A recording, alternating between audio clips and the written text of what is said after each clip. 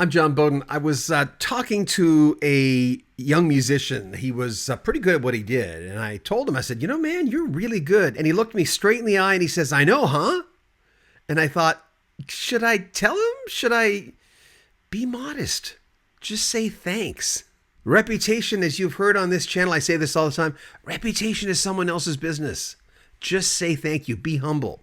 One of the things I've noticed in talking to my heroes in the last 10 years, well, I've been talking to my heroes for 41 years. I've been in radio 41 years. But I've noticed in the last 10 years on YouTube, looking at them and being on Zoom with them or in person, when I tell them something that I love the album, they simply say thank you.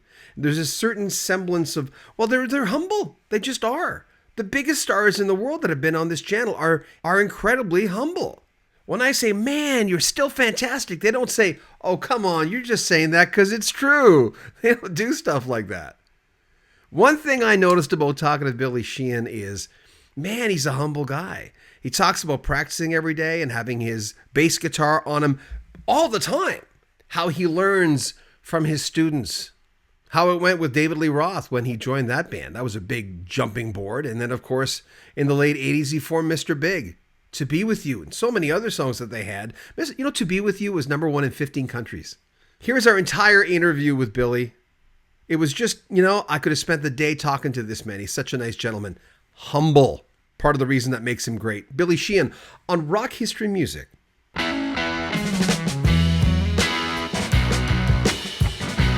Billy Sheehan was born on March 19, 1953 in Buffalo, New York. He's widely regarded as one of the most technically proficient bassists on the planet.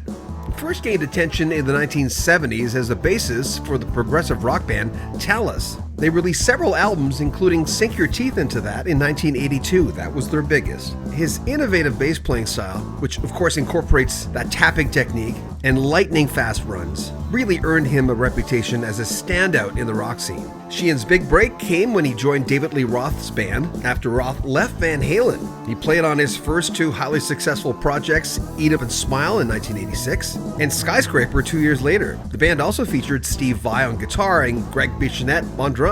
It was those bass lines again with Roth that solidified his place as one of the top bassists in the world. In 1988, Sheehan co-founded the supergroup Mr. Big with guitarist Paul Gilbert, drummer Pat Torpey, and vocalist Eric Martin. And they quickly rose to fame, particularly on their 1991 album, Lean Into It. That was their biggest. It featured the chart topper To Be With You, which was #1 in 15 countries around the world. The group released several other albums, including Bump Ahead in 93 and Hey Man in 96. Outside of Mr. Big, Sheehan has worked with various projects. He formed the band Niacin, an instrumental fusion rock group that combined jazz, rock, and funk, and their releases, Time Crunch in 2001 and Organic 4 years later. He's also worked with a lot of different players, including his old David Lee Roth bandmates Steve Vai, Tony McAlpine, and Mike Portnoy. There was also Sons of Apollo, and that debut album, Psychotic Symphony in 2017, to critical acclaim. Throughout his career, Sheehan has always been known not only as a technical player, but a guy who pushes the boundaries, which earned him multiple Best Rock Bass Player awards from Guitar Magazine.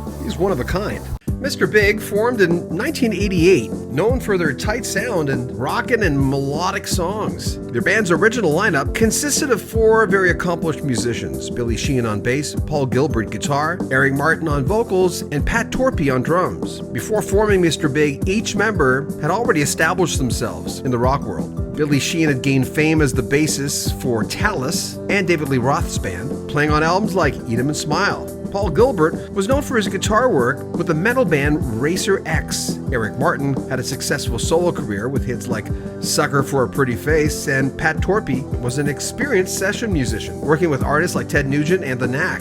Mr. Big quickly gained a reputation for their tight live performances and musicianship. Their self-titled album Mr. Big in 1989 introduced the band to the rock world with tracks like Addicted to That Rush. However, the breakthrough came with Lean Into It from 1991, which featured the hit To Be With You. This song was #1 in 15 countries. The album also included tracks like Green-Tinted 60s Mind and Just Take My Heart. They followed that up with albums like Bump Ahead in 1993. It featured Wild World, a cover of the Cat Stevens song. Then came Hey Man in 1996, continued the success. They became very popular in Japan and other parts of Asia. After their initial run, internal tensions led to the departure of Paul Gilbert in 1997. Martin once said that Gilbert never said it, but he knew he left basically because he got sick of he and Billy Sheehan arguing. The band disbanded in 2002, but the original lineup reunited in 2009 for a world tour, and they released new music. What If in 2011, and The Stories We Could Tell in 2014. Sadly, drummer Pat Torpey passed away in 2018 due from complications of Parkinson's disease. They recently released their 10th album, simply titled 10, and a live album called The Big Finish. Good, how are you? You know what? What I like about you, you've always got the bass. It's like, I was talking to, years ago, I was talking to Daryl Skirmer. He told me this thing that I didn't know. I'm a drummer and not a good one. My son's really good. He told me he watches TV and plays along to things. And like, how often do you have that thing on you? Almost always. When I was lived in my little apartment back in Buffalo, people would knock on the door. I'd answer the door with the bass on. They'd say, "Don't you ever put that thing down?" I said, "No, not really." And I remember I did a similar thing with the radio. I just put the AM radio on in early mid 60s and just play along with every song that came on the radio and figure it out as we would go. And it was just it's a constant thing. And still now I practice hours every day. How did it work for you when you first picked up the bass? Were there times where you let it go? No, I pounded that thing from the very beginning. It was I was intensely interested in it. And if you look at as a comparative thing to look at classical players, I mean, they are practicing hours and hours and hours every single day. And we found out a thing early on, me and some of my musician friends, and they came up with a saying, if you skip a day, you know it. If you skip 2 days, they know it.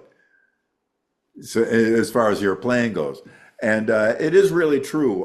When I get, I have to keep my hands in the same shape they are when I perform on tour live. And then you're playing 2 hours a night, every night, warming up for an hour or two every day, hitting it as hard as you can. Your calluses become as hard as rock, like steel, and your arms become strong, and you can do everything you need to do.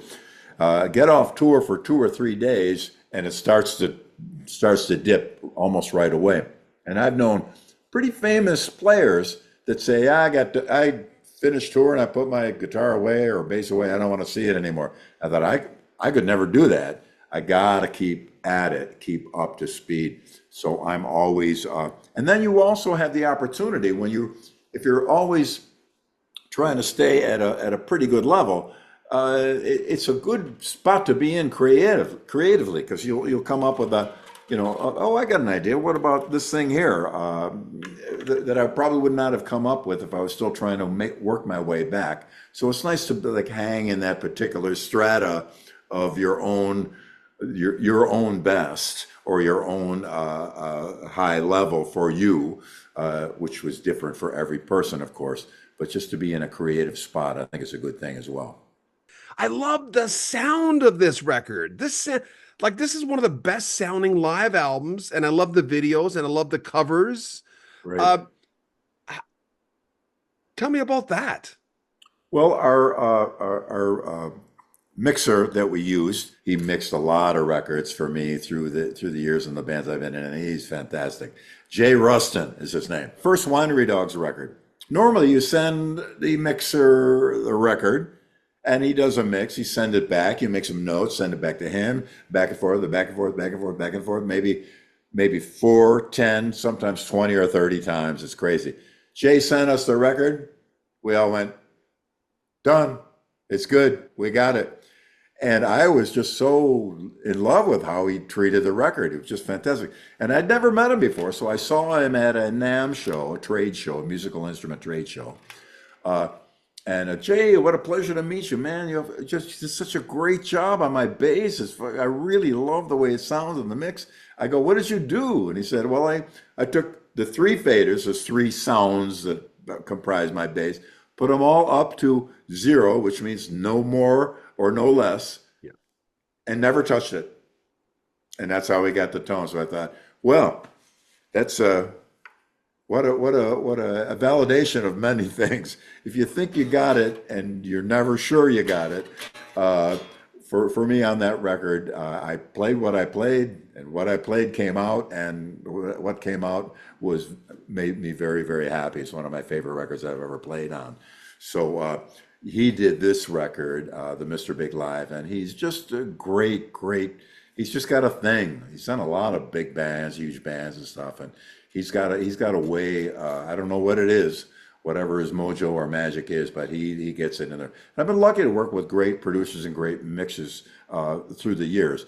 Jay is easily in that strata of you. There's none better and than that. But it just depends on how what your personal taste is. Yeah. But he's certainly in that element where you know you're going to get an amazing mix from him. You're one of those guys that you brought it to the forefront, and I know you've heard it a million times. Was that conscious, or were you going, is there more? What was the impetus for you to like bring it out there? Well, my impression of Paul McCartney, Tim Bogart, James Jamerson, Paul Samwell Smith, a lot of guys that I love, Chris Squire, through the years, Entwistle, they all had a voice, and that was an essential element of those bands. And so that struck me, and not that I'm trying to be essential to anyone else, but I just felt there was a spot for bass to move, and there is. And right now I'm in my studio. My engineer will be here soon, and we're about to launch on 10 songs that we have in the lineup to record. And we've recorded hundreds. At one point I thought it was about 600. It may be less than that during the pandemic. And we'd get it from, especially from non-professionals. We'd get disparate parts that were designed to be a song. And we had to play bass to it when we had no real anchor or grounding of what they were going for. So we'd add a bass line, and suddenly, and not because it's my bass line, but just by putting a bass in there properly, hopefully, it becomes a song. And we look at each other like, wow, this started out, we didn't know what we were going to do. I thought I was going to email the guy back and say, really sorry, but I can't do it. And we'd get a song. So the idea of the importance of a bass has always kind of been around me, as important as any other instrument. Drums, come on, without drums, we got no time. Guitar, spelling the chords and the melody and the beautiful soloing. Vocals, they don't have network TV shows for bass players or guitar players, but they do for vocalists, for The Voice and for America's Got Talent. It's about the voice. They're all extremely important. You could look at a hierarchy of importance, maybe, but without any one element, the rest kind of fall apart. And certainly that's true for bass. So from the early days, I was listening for the bass within the context of a song. And I noticed a lot of mixes, the bass is the loudest thing. Van Halen, bass is the loudest thing. I forgot what some pop song I was listening to the other day. I go, man, the bass, I'm thinking, is this a different mix? Because the bass is so loud, unbelievable. Oh, I think it was Brandy, You're a Fine Girl, What a Good Life You Would. Oh, by Gallery. Yeah, and bass is so loud. It's amazing how important it is. So that was kind of my perception at the time, maybe a misperception or maybe incorrect, but that the bass had a job to do other than holding down a root note. And in jazz, you were going to mention something about jazz. A lot of jazz players basically have the point of view that you are changing, with every bass note you do, you're changing the whole musical sonic structure of the song. So the soloists, you can make them sound way better than they actually are, though the jazz guys are pretty amazing, just by moving around. And I remember we would always call it the secret note. Start moving the bass to a different note, even though the soloist is playing in a particular key. Go to a harmonically proper key as a root note underneath them, and you change the character of what they're doing without them changing. So it always had the ability to do that as well. So bass is quite an important thing in all forms of music. Those low frequencies spell out root notes. By moving the root notes, you change what's above it completely. And it's true in classical, jazz, pop, rock, metal, and everything else, I believe. Last time I talked to Brian Bromberg, we talked about Jaco almost the entire interview, to the point where I'm going, we have to do another interview to talk about your music. What was your impression of people like Jaco? I instantly fell in love with the guy. The Jaco and Stanley years, when Jaco came out and Stanley, they were both just amazing. You know, I love them both dearly. And he was a guy who just kind of, you know, he's a pretty casual, just tore his frets off to become fretless, and just was a kind of a free spirit and a gypsy. But wow, within context of a band, Jaco's underlying bass was really an extremely essential part. And it became obvious. Some people, it's not so obvious, but it is as or even more essential. But sometimes some people pride themselves on being somewhat invisible as a bass player, which is an art in itself, where you're still influencing the whole melodic sense of the track. And some people are a little bit more noticeable. So it can be either way. You borrowed a little bit of McCartney from To Be With You, huh? I did. And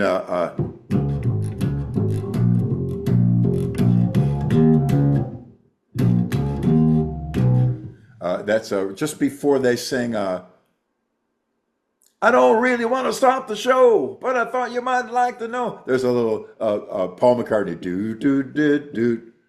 And I took that right from him and put that right in To Be With You. We know when the Winery Dogs came out with the first album, and I know it's been said again 1,000 times, but when I first heard that, I was so thirsty for a great rock album with so many other elements to it. There was just something about that record. That's one of your favorites, right? Yeah, my big three: Eat 'Em and Smile, the first Winery Dogs, and Lean Into It by Mr. Big. I should probably have a 5 in there because I got a lot of records. The 1985 by Talas, I'm going to have to stick that in there too. But yeah, the first Winery Dogs record was just because we just flew without any grounding or discussion. We just kind of, hey, what about this? Bang, there's a song. What about this? Hey, one of my favorite songs on that record, Regret. Richie had 2 songs, and they both work really well together, but they weren't combined. And so after the solo ends, we kind of go into what the other song was, but he changed the lyrics around to put them together, and really cool. I love that record very much. Bobo O'Reilly, what a freaking, like, get the hell out of my way, I'm going to get you a speeding ticket kind of song. I love that. Great. Yeah, I'm a huge Who fan. I saw them with Keith Moon on one of their early tours, early 70s. And I've always been an Entwistle fan. We, in Talas, one of our go-to show-stopping performances was the Live at Leeds medley, starting with My Generation, going into See Me, Feel Me, and ending with, I forgot what it ends with, but we did that whole section of the record all in sequence as the record was. And it was a kind of a showstopper for us. So I've always been heavily into the Who. John Entwistle, I became an acquaintance of his when he was living in LA. One day I was in the Rainbow and John came in and sat with me. Then Chris Squire came in and sat with me. Somebody took a photo. I've still got that. Then Lemmy joined us. Somebody took a photo of that. They put it on the wall and somebody stole it. So I don't have the one with Lemmy in it, but I have the one with Chris Squire and John Entwistle and myself. And I posted that a couple times, and it was quite wonderful to be amongst those two groundbreaking giants of bass. Pretty amazing. Cat Stevens' Wild World. My God. Yes. I never expected though, like I think of fans who would not know the band that well. Uh, but that's a crowning achievement for me. I love that. I'm so glad. Yeah, I was a big fan of Cat Stevens. Catch Bullet 4 and Miles from Nowhere back in the Peace Train days when he first came on. It was really a great artist. I enjoyed very much his songwriting. And I think we're on the Bump Ahead record after Lean Into It. We go to the record company and they wanted another To Be With You. Yeah. And we said, well, we can't just, you can't just stamp rubber stamp songs and try to imitate, it was kind of disheartening to us so that we got that kind of direction from the label. And so we go in and Paul had a song that had the line, dee doo doo doo doo doo doo doo dee doo doo doo doo doo doo doo doo doo, but the dee doo doo doo doo doo doo doo is Wild World. So I mentioned, wait, that sounds like the Cat Stevens song. So we started fooling around with it, and we came up with it. So we changed keys, and when you listen to the original track, there's kind of a hi-hat over here and one snare hit over here. It isn't really a band ensemble track. It's a collection of sounds. It's beautiful, amazing, but it isn't like a straight-up guitar, bass, drum, vocal. So we kind of made it into that a bit too. And I used the second Attitude bass I ever got from Yamaha, the second prototype, a red one. And it had a real whine to it that was almost like fretless. And a very famous fretless player, a friend of mine, when he heard the song on the radio, he calls me, hey, you played fretless on Wild World. That's so great. I go, it's not fretless. So I would always do a lot of bands that sounded kind of fretless. So I'm glad that I fooled him because he's quite an amazing player.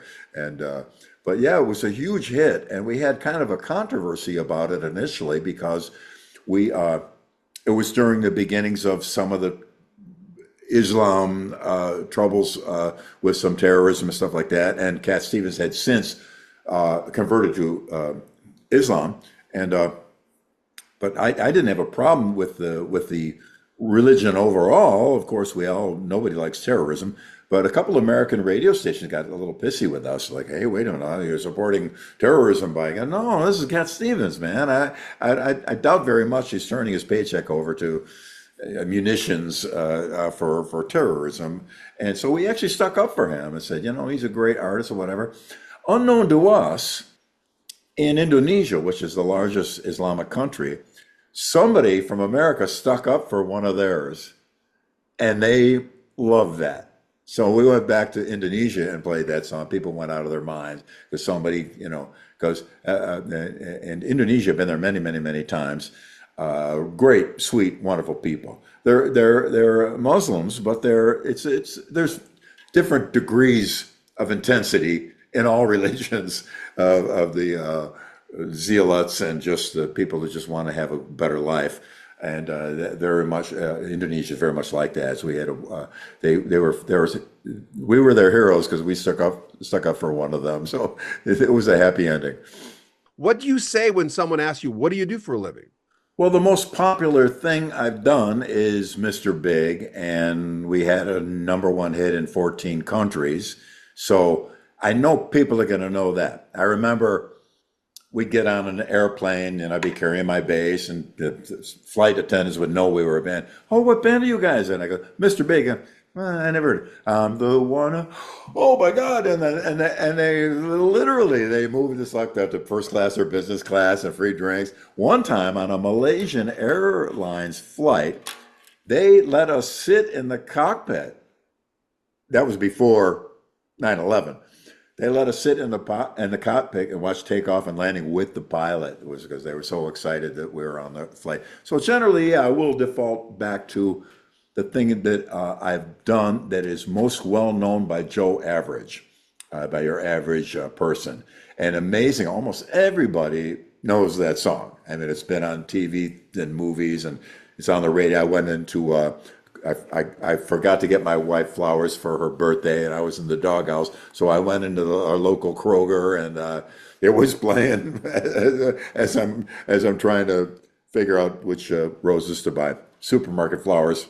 Um, but yeah, that's the thing. But generally, I'll just say I'm a bass player, and uh, some people know me. It depends on what circle of people I happen to be in.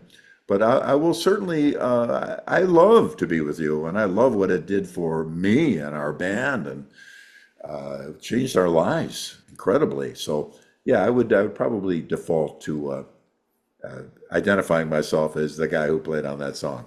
You guys consistently had the same logo for the most part for the band, which I'm a big lover of that. I'm going, that's my band. And of course I understand the other side of it. You're allowed to do whatever hell you want. But Yeah. was that conscious? I think so. Yeah, because that was a kind of a trademark thing, and people saw that and they knew it, and let's stick with it.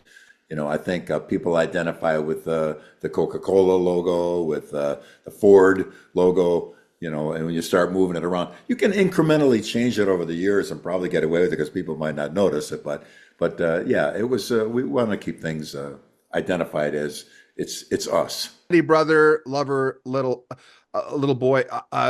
My God, that was one of those songs that made me stop in my tracks. Yeah, I wrote it on a napkin at the Rainbow Bar and Grill. We were the bar was like went around the corner. You could go around the bar and be stuck in a little spot there that nobody could get to. So when I would go there in the David Lee Roth days, we would go all me, Dave, and Steve, and would go back there, and we had a guy to prevent Dave from getting swamped. And we'd be back there drinking and hanging and stuff like that. So it became a favorite spot of mine. And a dear friend of mine, Eileen, she was the head waitress there, and just a dear, wonderful young lady. And we would talk. I was there by myself one night. We would talk and hang out and have a few drinks at the bar before I went off and socialize. And I said, you got a napkin and a pen? I got an idea. And that was it. All the things a guy would try to be to a young lady. The father figure, being a brother, the lover, of course, and sometimes being a little boy. And I wrote that down, and it grew from there. So I probably still have that napkin in my archives. My archives are extensive. I'm probably going to auction everything off very soon too, because much rather have it in the hands of our fans and use the money for a good cause somewhere. But yeah, it started, wrote the title, and I do that a lot with titles. I just write titles down, and then later on a song is born. But and I've known some other writers that are pretty prolific and pretty successful. Not an uncommon thing. Talked to the guys in the Rascals a few times. Right. Big fan, but and I remember seeing Dino Danelli's picture, and I remember going, "Why is Paul McCartney in that band?" Because he looked so much like Paul McCartney in the early days. But you guys doing good loving. Yeah, I remember on I think it was, "What is the reason for falling in love?" That song on the Ed Sullivan song when they stop and Dino just plays bass drum. Doom, doom, doom, doom. He stood up and played and oh my God, the drummer stood up and played. Unbelievable! I was a huge Young Rascals fan because I had a friend of mine, Ray Schmaltz was his name. He was born blind and he was a B3 player. And so we played every Young Rascal song you could imagine together. And it became a thing. I just loved that band. And when we needed a song for the switcheroo, where we all switch instruments, I don't remember how or why I came up, but what a good loving by the Young Rascals. And I made sure, now we're down half a step for our normal tuning in Mr. Big. So it was, I could hit all the notes in that key that I had to hit. So it was an honor to play that song, and I love those guys so much. I think Felix Cavalier did a fantasy camp, and me and Kip Winger were his background singers for a couple of songs, Rascal songs that we did. So that was my moment of being in the shadow of greatness by being around him that one time. I know they're all performing again. I think it's just Gene Cornish and Felix Yeah, it's Gene and Felix. Yeah. Oh, I love that band. And the New York scene hatched the Rascals and Vanilla Fudge, two of my favorite bands ever. And Mountain too. I think Mountain was kind of a New York, East Coast. How do you look at practicing yourself personally? Well, I put in hours and hours every day. I kind of need to. Maybe I don't, but I sure think I do. But I remember Dennis told a hilarious story, a true story, that he was doing a clinic one time and took a break for answering questions. The audience and somebody said, "Is it true that you never practice?" And he goes, "Yeah, I don't ever practice." And people in the audience were like, "Come on, get out of there." And so Dennis said, "Well, I'll prove it to you. How many of you guys have trouble with your playing?" And everybody raised their hand. He goes, "All right, how many of you practice?" And he went, "See? You can't fault the logic." So he sits down at that kid and just is on fire. Phenomenon of nature. There are, I think Jeff Beck was kind of like that too. I don't think he was a heavy practicer. Really? I think. Might be incorrect on that. David Lee Roth to you was? Grandmaster genius, PhD of music, showbiz, and adventure. Just a Renaissance man. Changed my life markedly. And I learned, and I got a PhD myself just by working with him. It was such a great learning experience. Just an amazing man. I still have unlimited love and respect for him. How do you look at luck? Pretty much the same way. I'm prepared. I'm ready. I got my gear on. I got my bass. It's in tune, ready to go. I got the soft bag. I can get on an airplane in 5 minutes. So I think you make your own luck just by being prepared and just keep on going. And I remember when I was back in Buffalo struggling, I had a to-do list every day of who I would call and do this thing and get this guy and get this amp fixed and try this and learn these songs and just constantly going. And I know some of the other musicians I played with back in the day brought it back up to me in present time. Say, yeah, I remember you had the to-do list and you were always at it. You're always on the phone and always doing something. So, and it resulted in not much of anything, but eventually we got up to a point locally where we got some management who hooked us up with premier talent who got us opening slot on a Van Halen tour out of nowhere. And because we had been pushing and it was led to me meeting the guys in that band and Dave, and then later on when he needed somebody in his band, and he called me, and it was I opened up for Talas, opened up for UFO. Michael Schenker saw me, contacted me. I worked on his first record with him. We didn't end up recording the record, but I was there. And then later on, UFO called me to replace Pete Way for a European tour. So just kind of being there is half the battle. And being there and being at a level where you're doing well, that's another part of it as well. But I think you make your own luck. I want to get things done. I don't want to get it done right. And back then it was quite a struggle. And I wasn't getting any younger. I was in my late 20s, and I'm thinking, if I don't get to where I should be or get to a spot where this is my actual career that I'm making an actual living off of, I mean, it was struggling. I still have my old checkbook ledgers, deposit $100, rent 80, remainder 20, electrical bill 11, and down to $9.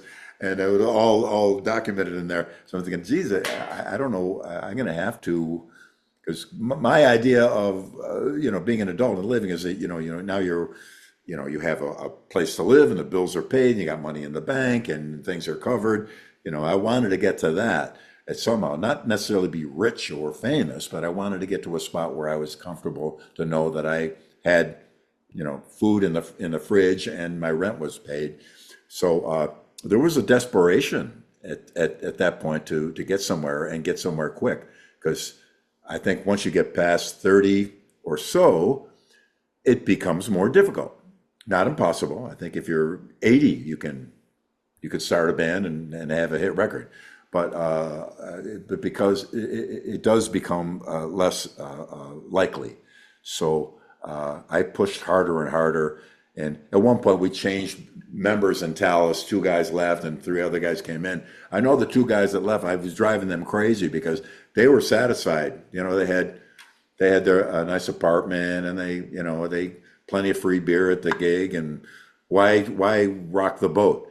Where I was like, come on, we gotta do more. Let's work on some more songs. And I know I drove them out of their minds. But I was driven and determined to get somewhere. Didn't know that I would, and Wow. somehow the stars aligned, and I managed to squeeze through. That you knew at 30, you got to get it done by that age. And that's a lesson for all that. This is a life, but music question too. Exactly. After show in a European show we did recently out by the bus, a lot of fans were there. Some very young girls and their mom had come out to see us, and a couple of them could sing really well. And I had to, okay, I put her on the spot, sing something for me. And she had a great voice. She had a really good voice. I said, okay, and she was, I think, 16.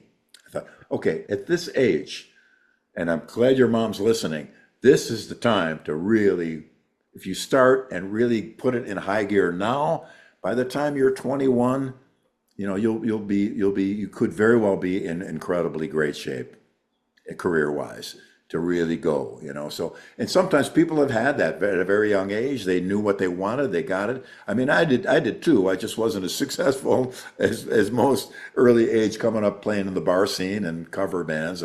But it was all training, like yourself, being on the radio for so long, holding all those positions. You know how it works. So when you get up, when you're on, you're on. You're a pro at what you do because you did it for so long in so many configurations. Similarly, hopefully that would apply to me as well. I played every kind of band, every kind of copy tune, and every condition, from no dressing room to catering, where you choose your menu the night before, and have a masseuse traveling with the band, so, and everything in between. But a lot more spent in the early days with no dressing room or no catering or no nothing. So, but that was good because you learn how to deal with anything. So when the time comes to go into battle, you are prepared. Max Webster, Kim Mitchell.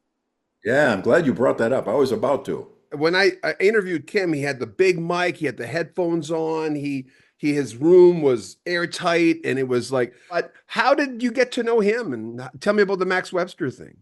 We played at the Larry's Hideaway.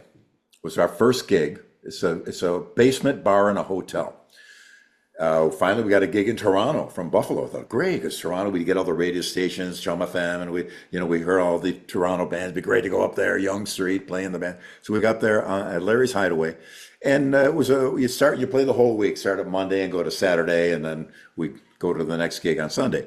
So it's Monday night. There's almost nobody in the place, and we're supposed to go on. Yeah, well, that's what the deal says. Okay, so we go on.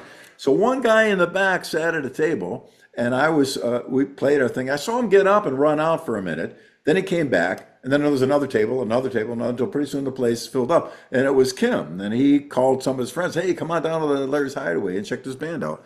And so I became acquainted with him. So a few years later, Talas was at one of there's about 9 versions of Talas.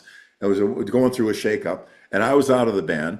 And I called Kim and said, "Hey, I'm out of the band. What are you doing?" He goes, "Well, perfect timing. We're about to start a new record, and come on up to Toronto and blah blah blah." So I went up. Remember what era this is? What year round? It was the Mutiny Up My Sleeve rec. Was that the name of that record? Yeah. Yeah, it was for that record, I believe. So whatever year that was. So I came up and we pre-produced. I played on all the songs in rehearsal. And I think Pi Dubois, the lyricist, wasn't sold on me. And he had Kim's ear and kind of said, yeah, I don't know if this is going to work. And so Kim, very cool, and I was cool about it too, you know. And I was out of my element to some degree. I'm up in Toronto and away from home, and so I said, "Yeah, I'm just thinking, oh, that's cool. I'll go back to Buffalo. I got some other plans anyway." But we stayed in touch, and I love Kim, and I love the band, and we ended up playing a couple songs by Max Webster in my other incarnations of Talas, just because I love him so much.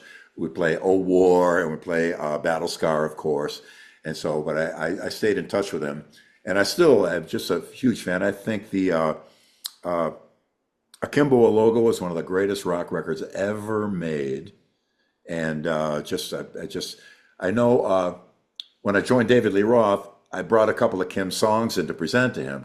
"Kids in Action" was one of them, and Dave loved the song. We almost recorded it. We did the music. Dave didn't end up doing the vocals, and then it got left behind, unfortunately. But I almost got one of Kim's song on the Eat 'Em and Smile record, which and I did it not for me, for it would have been any remuneration to me, but it would have at least said that I knew how to pick a good song and bring it in, so that would have been an enhancement to my reputation. But there was no financial incentive or anything like that. But I'm sure if Kim would have gotten that song on there, he would have been very well compensated for it. Well, you got Shy Boy on there. Yeah, I did, and that's all I know. I mean, Dave was kind enough to just put Shy Boy on a record. I kept my publishing, and it was a wonderful payday for me and through the years, and still is. So I'm very happy about that. Teaching. You do this thing where, when I look at your career, there's this thing. I know that you had said in a few interviews that I watched, you going, well, I'm talking about myself, and reputation is someone else's business. Really, other people decide who you are. You do the work, you do the best you can, and that's what happens. Yeah. But the fact that I always like it where people say things like, well, he doesn't have to teach. I'm going, yeah, but it's not about that. It's not really, he doesn't have to. You teach because I learn when I teach. It's good for me. And it's not so much the teacher, because I'm not a formal, okay, so today we're gonna, it's more of that's why I refer to it as a master class, which is a little bit self-aggrandizing. I don't mean master, but in that I sit down with a player and see what he's doing. Usually I say, play a couple things for me. And they're a little nervous at first, whatever, they go, okay, here's where we're at. And I okay, let's see what we can do. Let's see if we can get you from where you're at now to another spot. And I stay in touch with all my masterclass participants on social media. And quite frankly, they almost all one for one, they noticed. I said, I want you to be able to notice a difference in your playing, a better facility, better understanding, more musical, better in context with the song, better locked in with the drummer. And that's the whole idea. So when I do that, by solving someone else's problems, you become a good problem solver. So when your problems pop up, you generally have much better tools to resolve them. So I enjoy sitting down. Sometimes beginner bass players who just bought the thing at the store and walked in with the tag still on it, or guys that have recorded and had careers to sit down. And that's why I'd be happy to sit down with any noteworthy or accomplished player and ask them. Jeff Berlin, for example, a great jazz player, knows more about that, so much more about that than I do. Sit down, Jeff, how come you can play that note and it sounds right, but when I play it, it sounds like it's the wrong note because you're a jazz guy. Victor Wooten is here in town. So I supremely respect him as a person and as a player. And, to sit down, Victor, what? Show me that thing you, oh yeah. And we go back and forth with a lot of players like that. So I think it's, you're constantly a student, no matter what. And a good teacher is a good student because you have to understand how to reach somebody that doesn't know what you know and explain it to them in a way that they're going to get it. They say, if you're good enough, if you know a subject well enough, you should be able to explain it to a 5-year-old, even nuclear physics. And if you really know it well, you can explain it. And it helps you to understand it, to explain it. But I said, how come you're playing? And sometimes I have to stop and think, how come I do? What in the? Oh, I know why. Because blah blah blah blah blah. So here's what you do, and explain it to them. So it's been an enriching, expansive thing to sit down with people and teach them and show them things that I've developed, and then also show them a way for them to develop their own thing as opposed to mimicking or mirroring what they're getting from me. I started looking at the clock at 60. I started going, well, have I done enough? Have I, and you've done a lot, but it's a good reference point for me to say, I have a lot more to do. And I'm more driven now than I was before. How do you look at aging in that way? Well, I'm 71. I still do a 2 hour show, singing as hard as I can, playing as hard as I can, coming off stage with a ball of sweat. And I absolutely love it. I live to play live, and I play live to live. That's an essential element to me. I will always do it. If they gotta wheel me out, I will do it in the wheelchair if I have to. And but the more I learn on this beast, the more I realize I don't know. And it would seem people, well, that's pretty discouraging, isn't it? Well, you got to turn it around so it's not discouraging and make it encouraging. So by some psychological mumbo jumbo, I don't know. But I see other players of other instruments, especially the one particular, Yuja Wang. I believe she's a Torontonian.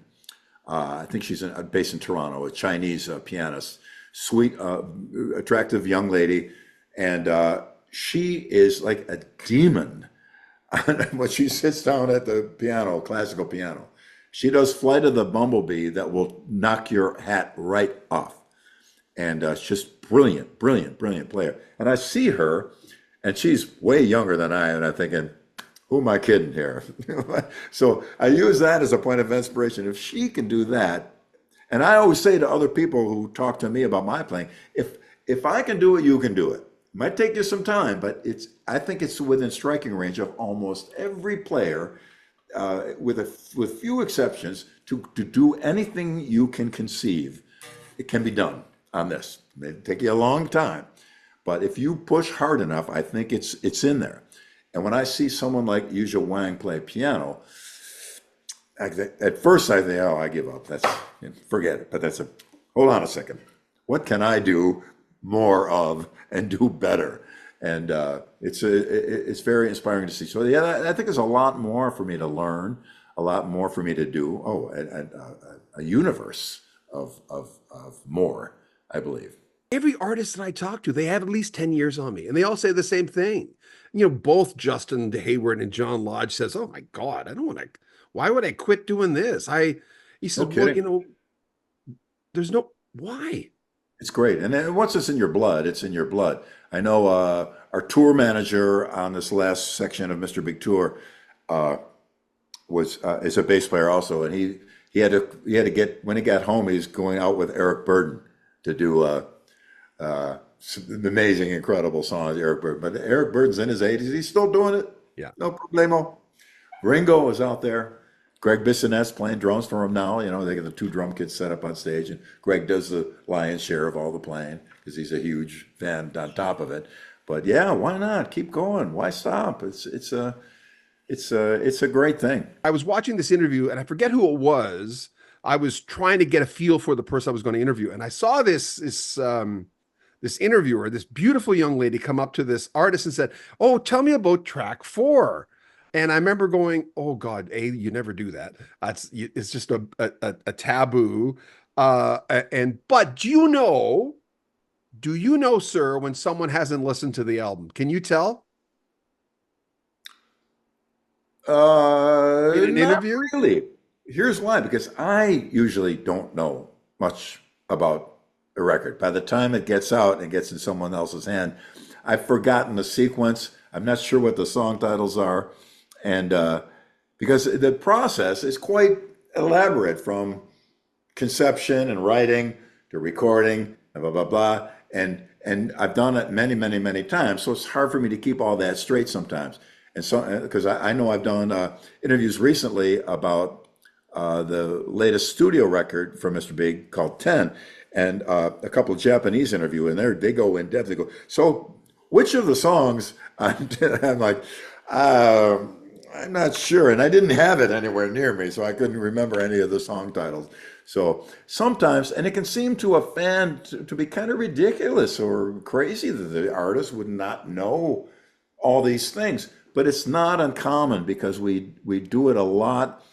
I know the song, I can play the song. Once we usually have to rehearse it to some degree to get all the fine points. And I know a lot of music, and I've memorized hundreds and hundreds of songs that I played from back in the day. But in present time, right here and now, I can't always fire off the sequence and title of songs from pretty much any record I've ever played on. Sadly, to some, I'm sure. But it's not uncommon for people because you've got a lot going on as a player. You understand that you've got a lot on your mind, a lot of things to do. When it's time to do a tour, there's a million details and what the titles are. Yeah, go do the third song. What's the name of it? I don't remember, but it's the third song on the thing. Thoroughly enjoyed this. Someone described you as the most humble, greatest bass player in the world. And I remember one of my colleagues, and he said to me, you're going to be floored by this guy and how and you are. Billy, it's been a real pleasure talking to you. Oh, my pleasure, John. Thank you so much for having me. And it's very kind of you to say all that. And my best to your friend who was kind enough to say things of that nature, wonderful. Anyway, thanks, man. Take care of yourself. My pleasure. Be sure and I have somebody get me a link so I can post it. Okay, will do. I hope you enjoyed that. That was a lot of fun for me to interview Billy. I've always wanted to talk to him. The band Mr. Big have just wound up with their 10th album, simply titled 10, and The Big Finish, which is their live album, which was released after that. There'll be links in the description where you can pick it up. And remember, YouTube, as we say after every video, has been torturous lately.